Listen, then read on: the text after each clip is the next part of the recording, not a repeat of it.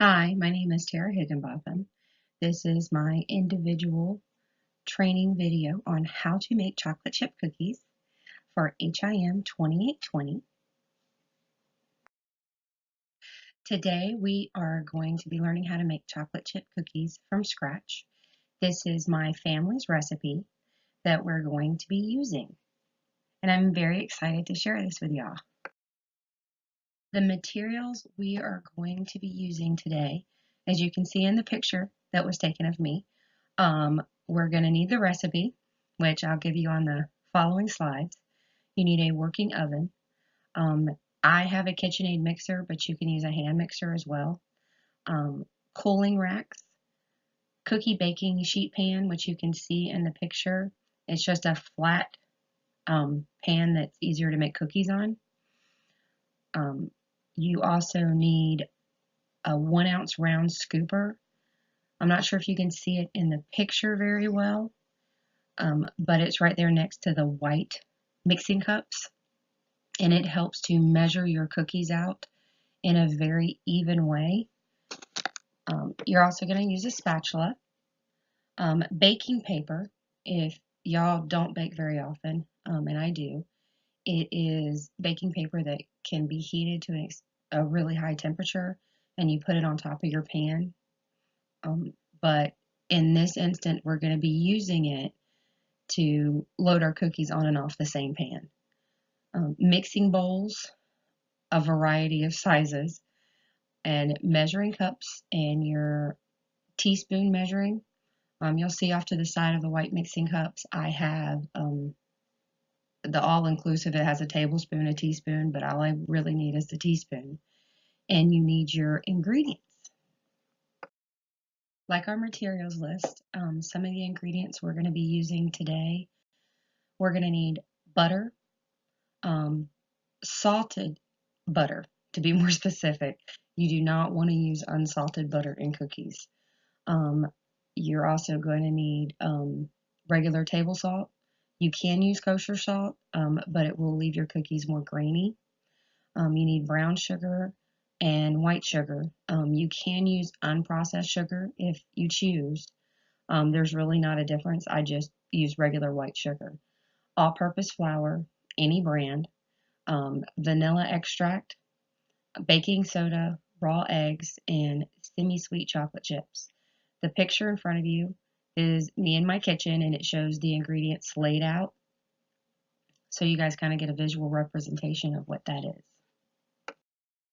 Our recipe, you're going to be using a 1 cup, or basically 1 stick of salted butter, 3/4 cups of brown sugar, 3/4 cups of white sugar, 2 raw eggs, 1 teaspoon vanilla, 2½ cups of all-purpose flour, 1 teaspoon baking soda, 1 teaspoon salt, and 1 package of the semi-sweet chocolate chips.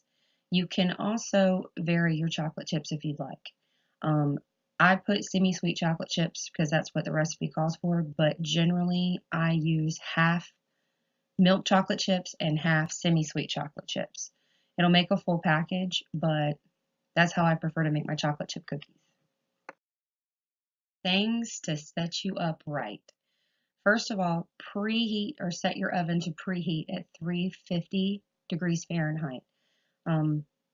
That's standard.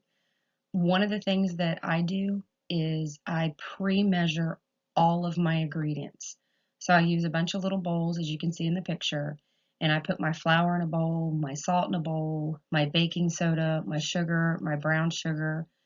In the picture, I haven't done the eggs at this point in time. I think I just cracked them into the mixing bowl.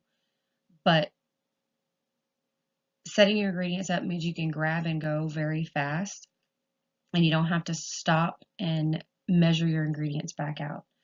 Another great thing to do is take your baking sheets and you want to tear them to where they're the same size as your baking pan. Generally for this ingredients, this recipe list, it's going to be at least 4 baking sheets. And the reason we do that is so when you're measuring your cookies out, you can actually measure all of your cookies out at the exact same time, and it makes it a lot easier when you're baking in batches. Another thing you want to have done is you want your butter to be room temperature.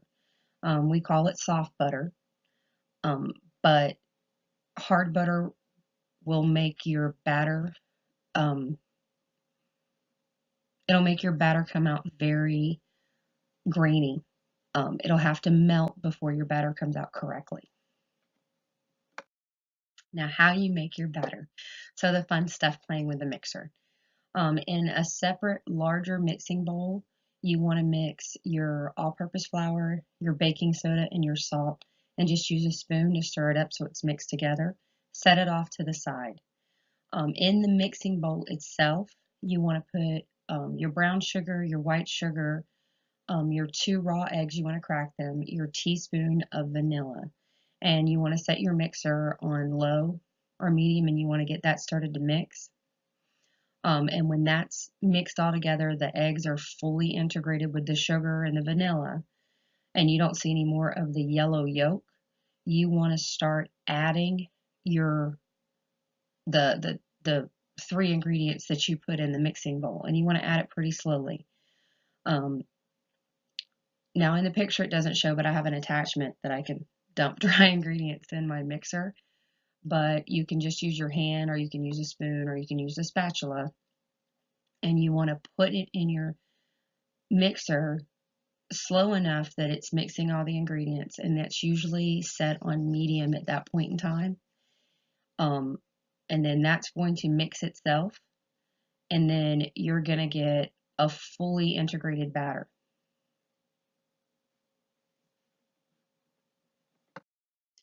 Before you're done using the mixer, we are going to add the chocolate chips to the batter.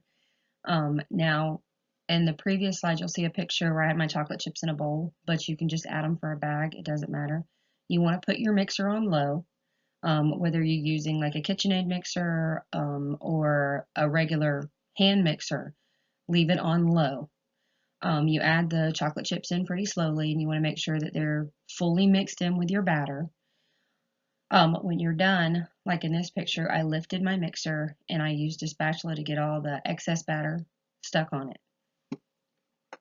Now this is an optional ingredient for people who like pecans, or you can use almonds or any kind of nut.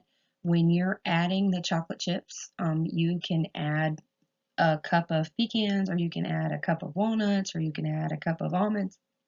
It's all personal choice. It's an optional ingredient, but you'll add it at the same time you add your chocolate chips. Now this is where using that 1 ounce round scooper comes in handy if you like making round cookies, like perfectly round cookies. You'll take the scooper and you'll remove the mixing bowl, and you'll use it to scoop out 1 ounce of the batter, and you'll start putting it on the cookie sheets. Now the cooking sheets at the first batch can be directly on the pan, and you'll see in the picture in front of you that there's a cookie sheet that fits the size of the pan, and I'm putting the round scooped batter on there. Generally it's about 3 down and usually 4 across is what'll fit on my pan. And these are just a couple quick pictures to show you exactly how the 1 ounce scooper scoops the cookies out, and how you can keep loading up your baking sheets so it's much easier to switch your batches in and out of the oven. Now as you can see in the picture, what I'm doing is I'm sliding the cookie sheet on the pan. 1, it keeps your pan more clean, and 2, they're much easier to get your batches on and off into a cooling rack. And then we're going to put it in the oven next. All right, in this slide we're just going to put our cookies in the oven. The oven at this point in time has been preheated to 350 degrees. Generally we're going to cook our cookies anywhere between 9 and 13 minutes. Generally, if you like a softer cookie, you're going to cook them a little less. What you're looking for, though, is for your cookies to flatten in the oven. And you're looking for some brown on top. The more gooey they are, the less brown, and if you like them a little bit more crunchy, the more brown. But if they get solid brown on top, you have unfortunately burned your cookies. After about 11 minutes, our cookies are done. We are going to pull the pan out of the oven using oven mitts. Be very careful, they are very hot.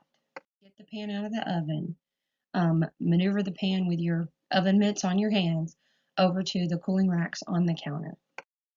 Gently slide the paper baking sheet off your hot pan onto the cooling racks on the counter, and then you can maneuver the pan over to the other sheets that you've already preloaded with your cookies and slide another baking sheet that's already loaded up with your next batch of cookies back on your pan, and then we're going to put it back in the oven that is still hot and still running for another 11 minutes. At this point, you're going to continue switching your batches of cookies from the cooling rack to the oven until you are done baking your cookies. One of the last things we're going to do is we're going to remove the cooled cookies, usually takes about 10 minutes or so, onto a plate, and so they're more appealing, or you just stick them in the microwave when you're done eating them. At this point in time, it's time to eat some cookies, and the best time to eat cookies is with your best friend who helped video and take a bunch of pictures of you when you were taking cookies. Thank you guys for watching, and have a good day. Bye.